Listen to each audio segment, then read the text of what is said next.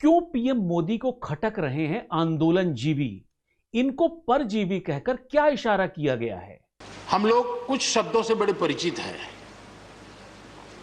श्रमजीवी, बुद्धिजीवी, ये सारे शब्दों से परिचित हैं। लेकिन मैं देख रहा हूं कि पिछले कुछ समय से इस देश में एक नई जमात पैदा हुई है, एक नई बिरादरी सामने आई है, और वो है आंदोलन जीवी। क्या देश में उठ रही आवाजों के पीछे जनता का कोई मत नहीं, बल्कि आंदोलन जीवियों की सोची समझी चाल है? इस विषय पर बात करने के लिए हमारे साथ दो खास मेहमान हैं। पहले हैं टाइम्स ऑफ इंडिया के संजीव सिंह और दूसरे हैं पॉलिटिकल एनालिस्ट कुमार शक्ति शेखर। कुमार, मैं आपके साथ स्टार्ट करना चाहूंगा। जो पीएम मोदी ने यह बात कही है, उनका इशारा कहां है? पहला तो कह लीजिए वैसे लोग हैं जो कि हर एक आंदोलन में दिखी जाते हैं, कहना उनका सही भी है, जैसे योगेंद्र यादव, हाँ, वो कन्हैया कुमार, कन्हैया कुमार, ये सब शाहीन बाग में भी थे। मतलब जहां भी आंदोलन चल रहा है ये लोग उसको एंटी गवर्नमेंट जहां भी कुछ होता है तो वहां वो पहुंच ही जाते हैं। अब योगेंद्र यादव किस हिसाब से किसान है किसान? हाँ, बिल्कुल नहीं है, लेकिन फिर भी वो किसान के नेता बन गए हैं अभी। तो एक तो वो, दूसरा उन्होंने बोला था, एक तो आंदोलन जीवी, दूसरा उन्होंने बोला था एफडीआई, फॉरेन डिस्ट्रक्टिव आइडियोलॉजी। नहीं, अभी फिलहाल आंदोलनकारी हाँ, तो उसमें जो आंदोलनकारी जैसे प्रशांत भूषण हो गए, इन सभी जो है, इन्होंने उसको किसी ने कंडेम किया, किसी ने जो है कहा हाँ मैं आंदोलन जीवी हूं। तो इनको इतना इस बात में इतना बुरा क्यों लग रहा है?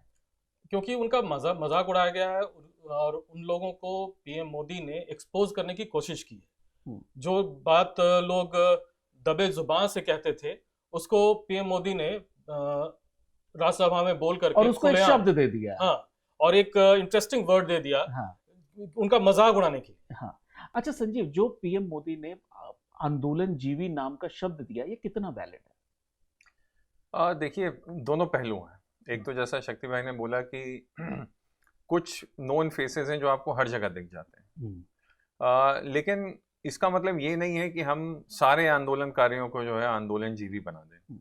हमारे देश की बुनियाद ही आंदोलन पे हुई थी। महात्मा गांधी ने क्विट इंडिया मूवमेंट शुरू किया था और वहीं से आंदोलन बना, फिर हमारा देश आज़ाद हुआ। ऐसे कई और प्रोटेस्ट पहले हो चुके हैं। कुछ लेकिन संजीव जी, महात्मा गांधी के आंदोलन को इन आंदोलनों से जोड़ना कहां तक ठीक है? जबकि उन्होंने तो वायलेंस की कभी बात भी नहीं करी। यहाँ तो वायलेंस आंदोलन का एक पार्ट बन गया है, या तो आम आदमी को परेशान चौरी चौरा में क्या हुआ था भाई? हर आदमी चाहता है कि नॉन वायलेंट आंदोलन हो, लेकिन उसमें वायलेंस हो जाती है। लेकिन उन्होंने उसके बाद आंदोलन वापस ले लिया। हाँ, तो अब हम क्या देख रहे हैं कि जो आंदोलन जिस स्तर पे जा रहा था, अब उस स्तर पे किसान उसको नहीं कर रहे हैं। बात सही है, लेकिन हम ये कह रहे हैं कि आप सबको आंदोलन जीवी नहीं बोल सकते हैं।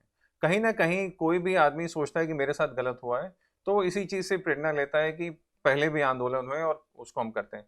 हमने हाल ही में देखिए, जब अन्ना हजारे करप्शन के खिलाफ बैठे थे तो कितना बड़ा आंदोलन हो गया था।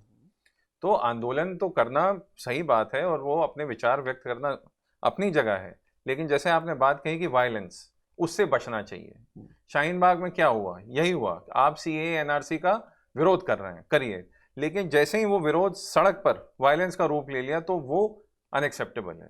वैसे ही जो 26 जनवरी को जो वायलेंस हुआ वो एक्सेप्टेबल नहीं है, लेकिन किसान जिस कारण बैठे हैं, हमें उसको तो थोड़े बहुत वैल्यू और रिस्पेक्ट देनी चाहिए। एक आपने बहुत इंटरेस्टिंग बात कही, मैं इसमें लाना चाहूंगा। जो अन्ना हजारे मूवमेंट की बात इन्होंने कही है, बहुत अच्छी बात है। और आप अन्ना हजारे मूवमेंट को कॉन्ट्रास्ट कीजिए इन दोनों, शाहीन बाग और फार्मर्स प्रोटेस्ट से। वो इतना लंबा चला, महीनों चला, लेकिन वहां पे कभी भी वायलेंस थोड़ा भी नहीं हुआ। आम आदमी को परेशानी भी नहीं। हाँ, एकदम इतना डिसिप्लिन्ड और सब कुछ, और अंदर से सब लोग सपोर्ट कर, सब लोग, हर एक इंडियन सपोर्ट कर रहा था ऑलमोस्ट। लेकिन इन दोनों में वायलेंस हो गया, इन दोनों ने खुद अपने आप को डिस्क्रेडिट और डिफेम कर लिया।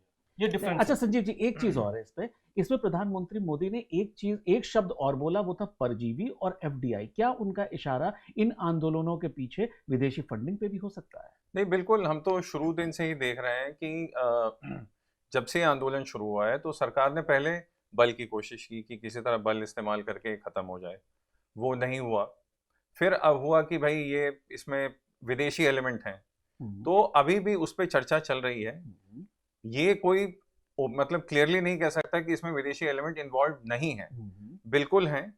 कई बार तो ओपनली कुछ एलिमेंट्स ने कहा है कि हम इसका समर्थन करते हैं, लेकिन वो किस हद तक इस मूवमेंट से जुड़ा हुआ है ये अभी एक शोध का विषय है कि कहाँ तक जुड़ा हुआ है। लेकिन डेफिनेटली जो प्रधानमंत्री ने कहा है उससे एक बात तो साफ होती है, उन्होंने ऐसे ही नहीं कहा है, कुछ उनके पास इनपुट आया होगा कि हो रहा है।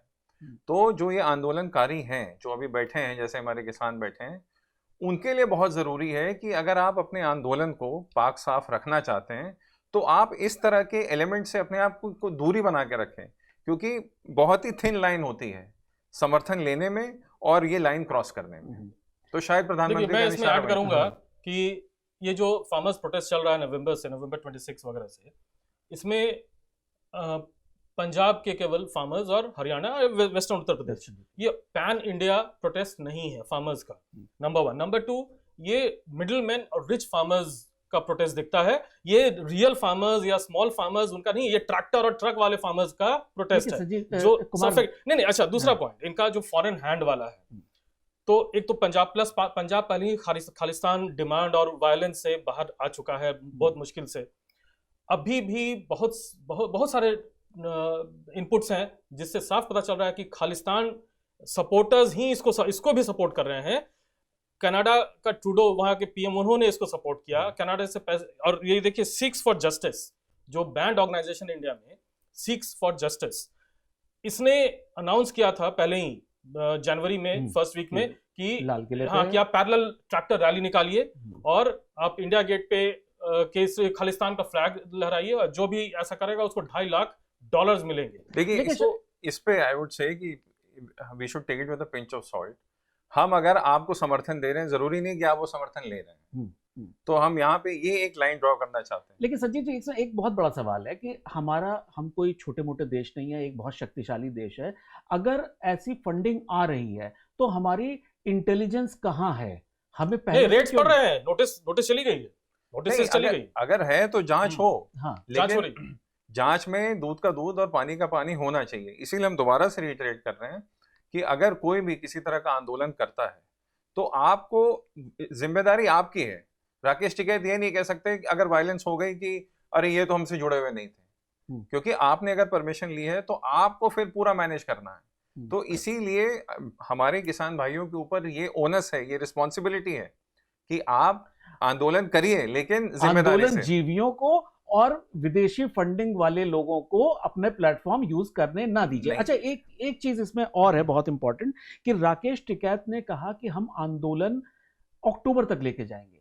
तो क्या इनके आंदोलन के पीछे मंशा कोई राजनीति है जिसकी वजह से वो आंदोलन को यूपी के इलेक्शंस के आसपास तक ले जाना चाहते हैं? अक्टूबर तो तक क्या, इन्होंने 2024 तक बोला है, अगला लोकसभा इलेक्शन के तक। तो ये 2022 मतलब यूपी इलेक्शन तो बहुत कम ही है, ये वहां तक इसके पीछे मंशा दिख रही है कि इनका केवल यूपी नहीं है, अगला लोकसभा इलेक्शन तक इसको ले जाना चाहते हैं।